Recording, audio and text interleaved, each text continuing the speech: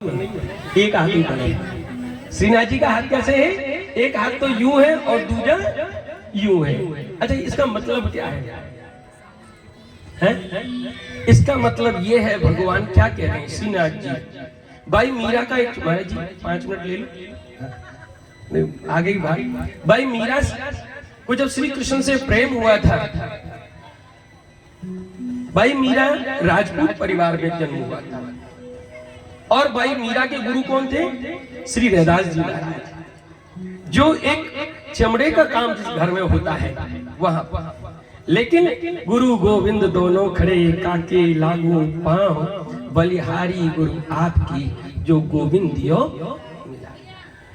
गुरु कोई भी हो सकता है, कहीं भी हो सकता है।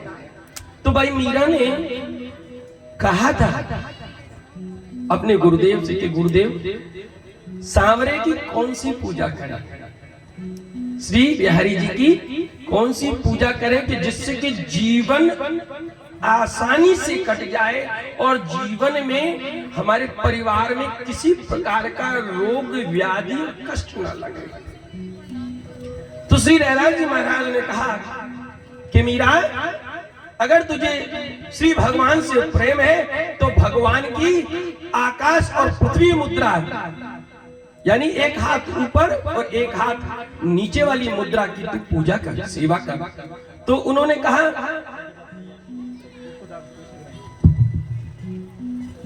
कहा कि प्रभु, गुरुदेव से पूछा कि ऐसा करने से क्या होगा।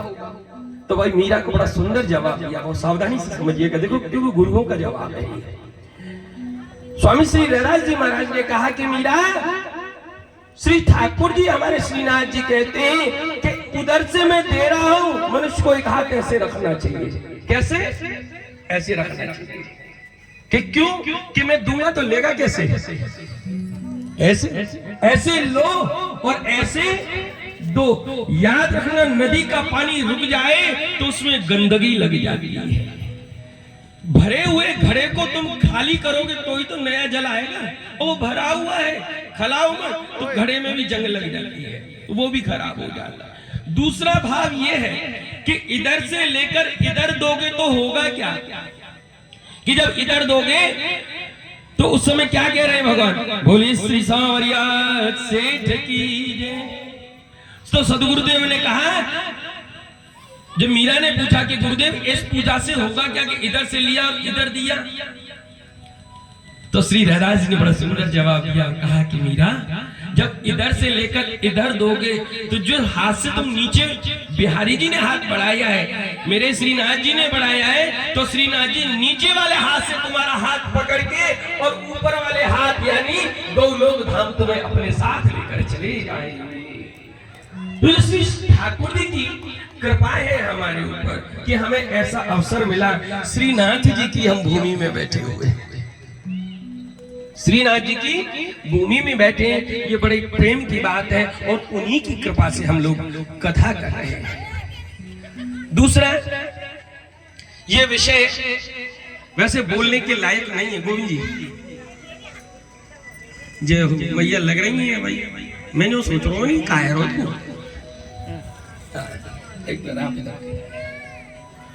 एक बहुत सुंदर विषय है। श्री भगवान की कृपा से जो ये कथा चल रही है, कल शाम की में एक घटना है, मैं उस घटना के बारे में आपको बताना चाहूंगा। मैं उन सज्जन का नाम तो यहाँ नहीं लूंगा, कोई बात नहीं। मैया बैठ जा, अरे ओ मैया, निबंधावन ले जाऊं। कल शाम की एक छोटी सी घटना मैं आपको निवेदन करना चाहता हूँ। श्री भगवान की कृपा से यहाँ कोई सज्जन आए थे, मैं उनका नाम नहीं लूंगा, कि मुझे नाम पता है। तो जो सज्जन आए यहाँ पर, उन्होंने कहा कि महाराज, पहले हमें कृष्ण भक्ति से नहीं जोड़ा जाता था। समाज का एक हिस्सा या एक भाग हमसे दूर रहता था और इसका परिणाम देखो, बहुत अच्छी बात भी है लेकिन दुख की बात भी है उसमें। तो उन्होंने कहा कि ठीक है, तो फिर इसलिए हम कथा में नहीं आ रहे। मैंने उनको निवेदन किया, मैंने भैया एक बात बता मेरे, हाँ मैं इनकी जो पहले जो लोग बीमार होते थे तो ऑपरेशन होता था क्या कि नहीं होता, अब होता है ना, हाँ। तो पुराने लोगों ने क्यों किया? क्योंकि वो पढ़े लिखे नहीं थे, वो अनपढ़ थे, उनको ज्यादा बोध नहीं था। आज की जो जनरेशन है, आज की जो पीढ़ियां हैं, वो पढ़ी लिखी है, वो अपना भला और बुरा सब सोचती है। मैंने आप उस बात को लेकर के चल रहे हैं, लेकिन हमें देखो, हम आज की बात को लेकर के चल रहे हैं। उन्होंने, मैं यह नहीं कह सकता सार्वजनिक रूप से, दो चार शब्द कहा कि ऐसा वैसा। फिर मैंने उनको कहा, मैंने देखिए, मैं जिस दिन मैं पहली बार यहाँ आया, श्रीमान रमेश जी भाई साहब के यहाँ ठहरा, और रमेश जी से मेरा प्रथम परिचय था। ऐसा नहीं कोई उनसे पुराना हमारा कोई संबंध हो या रिश्ता हो, ऐसा कोई नहीं, क्योंकि परिचय ही नहीं था हमारा। तो मैं वहां से आया, आज भी हमारी रसोई में जो भी हम खा पी रहे हैं उन्हीं का दिया खा पी रहे हैं। ये तो ठाकुर जी सबको देते हैं, ऐसा कुछ नहीं है, क्योंकि उसने उनको समर्थ किया, वो हमको दे रहे हैं। तो मैं उस जमाने को छोड़ो, आज आपके जमाने में और आज का नया वर्ग अगर 2 कदम बढ़ा रहा है, तो अब हमारा फर्ज है कि हमें भी 2 कदम बढ़कर उन्हें गले लगाना चाहिए, जिससे कि जो बीच में पुरानी खाई पटी हुई है वो हट जाए। हम रामचरितमानस को मानने वाले हैं, हम संत श्री वाल्मीकि जी के द्वारा लिखी गई उस रामायण को मानने वाले हैं, उस राम को मानने वाले हैं, जिसमें लिखा है कि जाति पाति पूछे नहीं कोई, हरि को भजे सो हरि को कोई। मैंने अगर हम इसी सोच को चलते हैं तो गलत है, लेकिन याद रखिए पुराने समय में भी जो पढ़े थे, भाई मीरा राजपूत थी और रैदास जी चर्मकार थे, लेकिन वो भी नीचे बैठ के उनके चरण धोकर चरणामृत पीती थी। क्यों? क्योंकि उसे कृष्ण से प्रेम था। और याद रखिए कि पोथी पढ़ पढ़ जग भया और भया न पंडित कोई, ढाई आखर प्रेम के पढ़े सो पंडित होई। साहिब अब समय बदल गया, अब प्रेम का समय है, कृष्ण का समय है। मन चंगा और खटोटी में गंगा, एक गंगा में सबका कल्याण होता है। तो मैं निवेदन यही करना चाहूंगा कि गए वो तो भूत प्रेत बन गए पुराने लोग तो, लेकिन अब जो नए हैं हमें उनसे प्रेम करना है और आगे बढ़ना है और समझना है कि अब हमारे भारत में सनातन की स्थापना होनी है। 500 वर्ष बाद राम अयोध्या में आए हैं, अब हमें घर घर में राम को लाना है, और जब तक राम नहीं आएंगे तब तक काम नहीं चलेगा।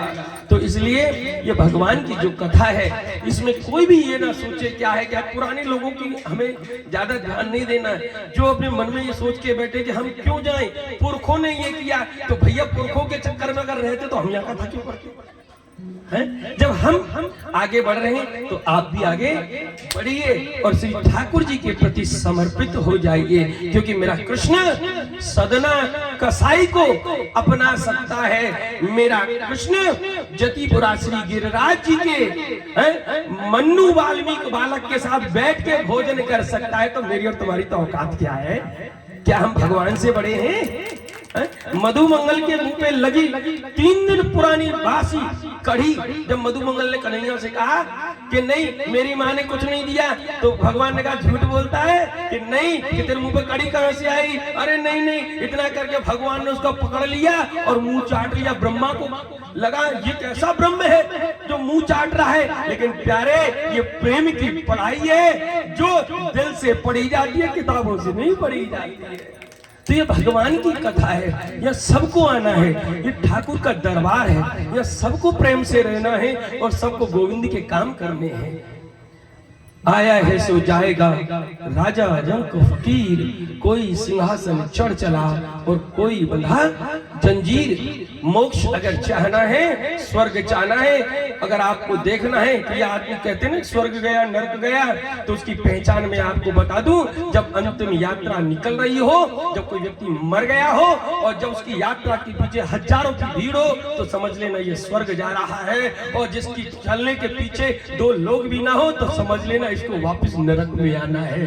यही तुम्हारी पहचान है, क्योंकि ये पहचान कर्म से और सेवा से बनती है। तो मैं निवेदन एक ही बात कहूंगा कि लोग जीने के लिए जी रहे हैं, मत जियो, तुम जियो मरने के लिए, क्योंकि मरने के बाद तुम्हें लोग याद रखें वो है जीना है साहब। बाकी लोग आज रोए तेरे दिन भूल गए तो वो कोई जीने में जीना नहीं है। तो हमें अवसर मिला है ये मानव जन्म का।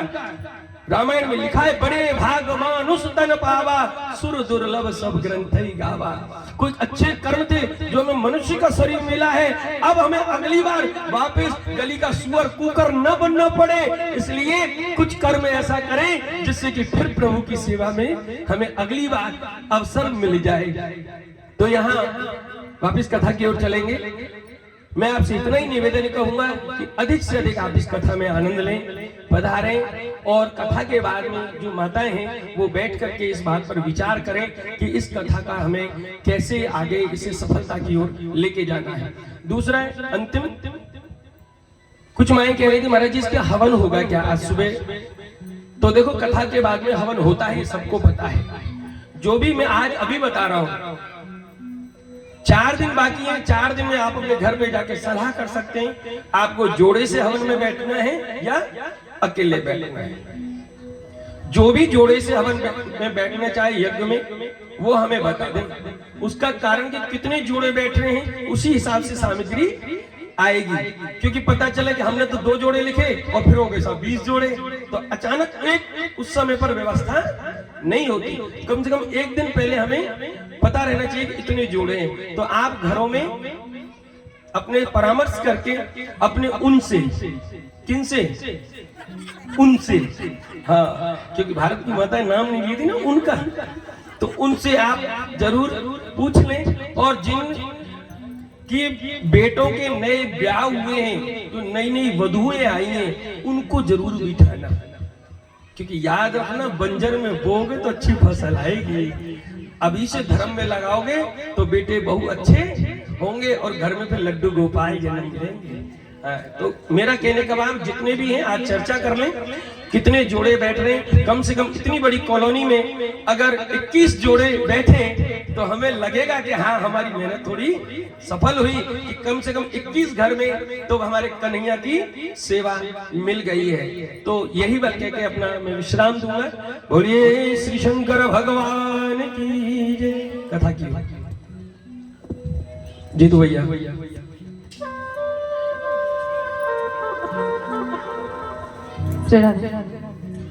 बोले श्री राधा रानी सरकार की।